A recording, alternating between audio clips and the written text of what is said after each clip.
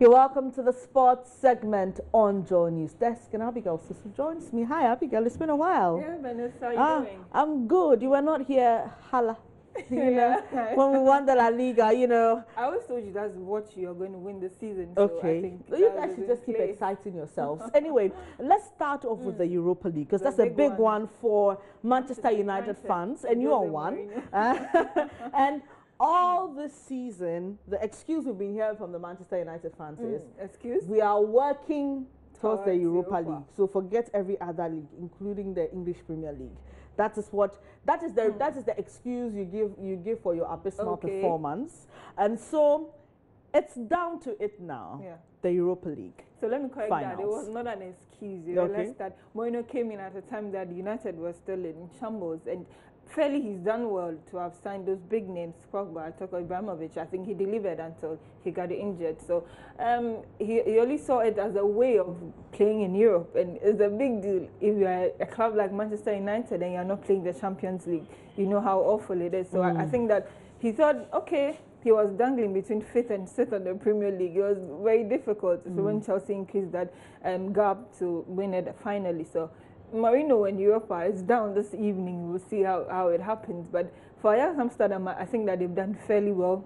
They are gunning for their first European title after 1995. So it's a big deal. And for United, this is the first time we are trying to win an Europa League. You know our level. We've always been with the Champions League.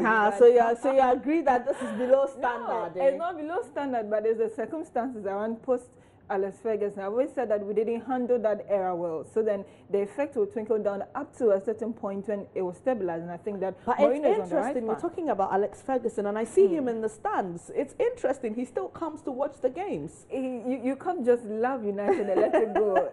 So why would he stay? That's the point. Because to me, well, probably, I don't know, maybe he thought he would hang his, over 20 years, quote-unquote boots over 20 years. When it was best, when the applause was highest. Yeah, I think that he did so much for Manchester United, and even with Alex Ferguson, we didn't have it rosy from the beginning. It got to a point, and he was still winning literally everything he lays his hands on. So for Mourinho, it's just a matter of time. I think that this is the right time for him. So let's talk about the chances of both teams, Ajax and Manchester.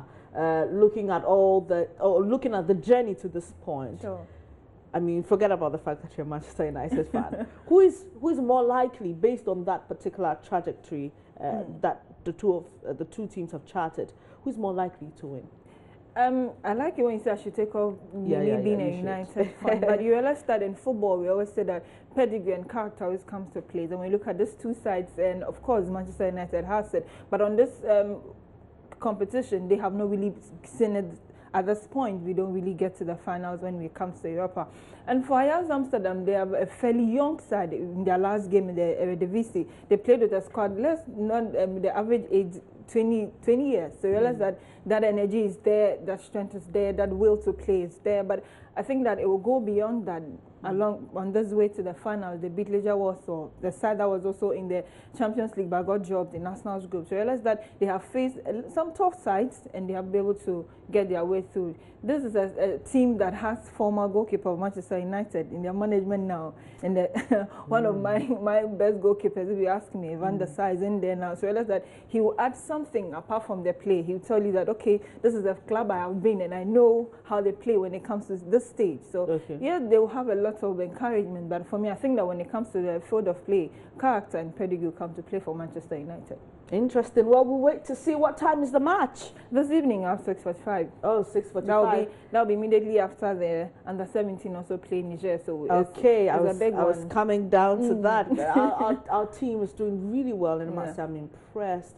Because when you're used to a one-goal project, it's just beautiful to be served 5 goals and 4 goals, you know. So that will be after that match ends, right? That match will end exactly at 6:45. It starts at 2:30. The match between the Starlets, the Starlets and Niger, their Nigerian counterparts. And after that, you can watch the Manchester United match, the one versus Ajax for the Europa League final. So let's talk about the Under-17. And Benes, I think that for a long time, Ghanaians have come to accept that we've not seen that kind of play, especially when it comes to our younger national teams. We saw it in the Starlets 91. They did the wonders, but people still question their ages, and I don't really want to go there because Ghana, we stumbled, I think, last 2 years when MRI dropped almost all of our players, and then we couldn't just do anything about that. But I think that let's give Paa Kwesi Fabian or the part at the back. He's done so well, stayed with them for over 3 years, and he's delivering. So maybe the FA's decision to keep him this long is paying off at this point. But one will also question the opponents they are playing, because you think their last game, it was difficult for them to even get a goal. And so you ask that, is it that the Gabonese side they played and scored them there? I mean, you just took my question out of my mouth, because I was going to ask you, is it that we are overrating these guys? It could be because they're playing very weak teams, or they are really that good. Benes, Ghana has never been short of talent. I've always said that our way of managing it has been the problem. And I'll be very happy even if these boys fall into the right category with the ages that they are playing under. And they play some good football, some matured football. And Paa Kwesi Fabian is good with it when it comes to nurturing kids. When you go to Kumasi, there's inter-schools, he's done it with CARES and a lot of secondary schools. So he knows just how to handle the young lads. And I want to believe that that is what we have, and they are just good. But you ask yourself, we are qualifying for the World Cup in India, which we have already done that by virtue of those first 2 games. So let's go to the world and win the Argentinas, the Englands, they all come, and then we'll see if we can match them, and then we can conclude that, okay, but this is a replica of Starlets 91. But Abigail, this match against Niger, what level of the game is it at? It is the semi-finals. So we've progressed. We've done quite well. We have done very well, if you ask me, because if you go to a competition and you are to the semi-finals, fairly you've done so well. But